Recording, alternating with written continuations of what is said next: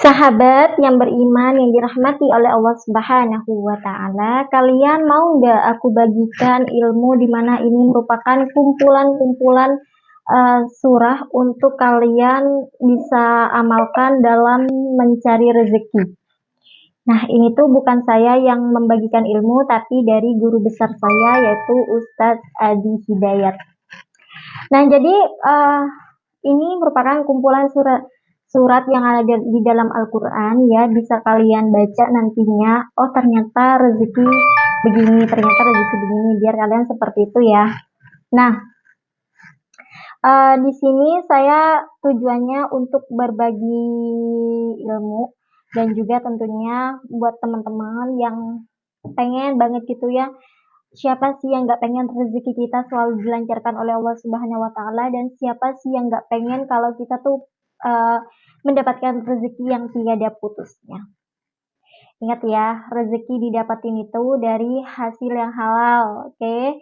Biar berkah hidup kita, dan juga kalau kita mau mengamalkan sesuatu itu harus dengan yang ikhlas. Nggak boleh kita mengandalkan suatu amalan terus kita yakin, oh kalau aku melakukan amalan ini nanti aku pasti kaya.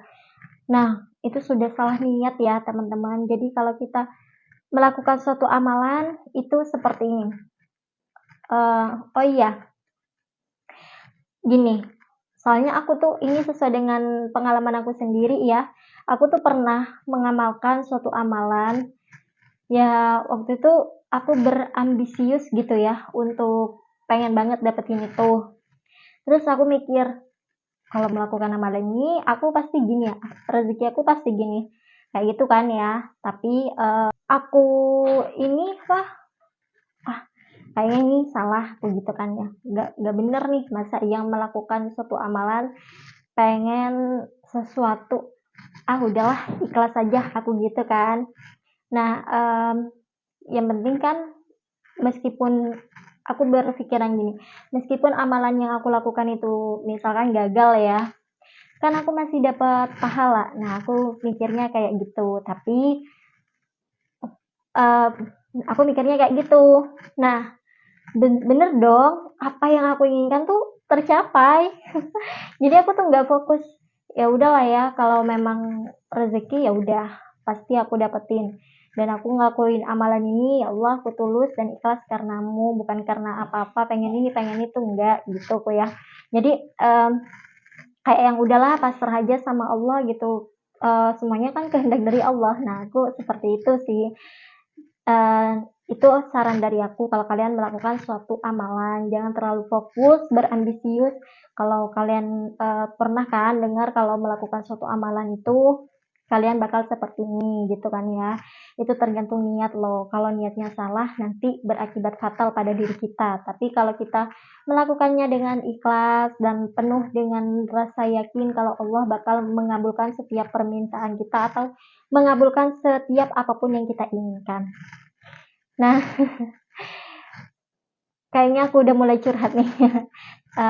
Enggak ya teman-teman, jadi ini sekedar sharing saja buat teman-teman. Kali aja kalian lagi melaksanakan amalan atau melakukan suatu amalan. Nah, baiklah, ini dia VT-nya ya teman-teman. VT-nya teman-teman, kumpulan tentang surat-surat rezeki dari guru besar kita, Ustaz Adi Hidayat. Suami mulai mencari nafkah yang standar, Quran surah kedua ayat 168. Kalau pengen cepat rezekinya baru bergerak sedikit, datang Quran surah kedua ayat 172. Kalau dia belum melakukan sudah dijamin dibuka, kemudian rezekinya berkahnya pintu langit dan bumi, Quran surah ke-7 di ayat ke-96. Batuk. Kemudian dia mulai bekerja, tidak mudah. Diminta petakan tantangannya. Kadang-kadang ada yang kecil, menengah, ada yang berat. Turun Quran surah kedua ayat 214. Solusinya di Quran surah ketiga ayat 142.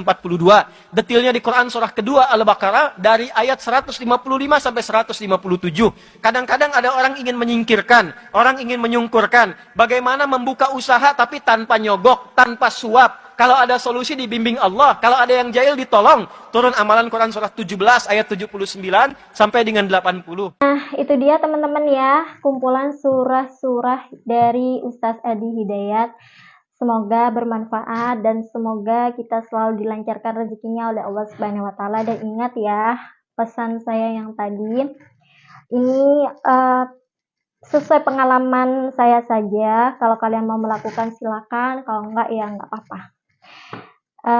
Jadi kalau melakukan suatu amalan harus dengan ikhlas, nggak boleh karena apa-apa ya, oke?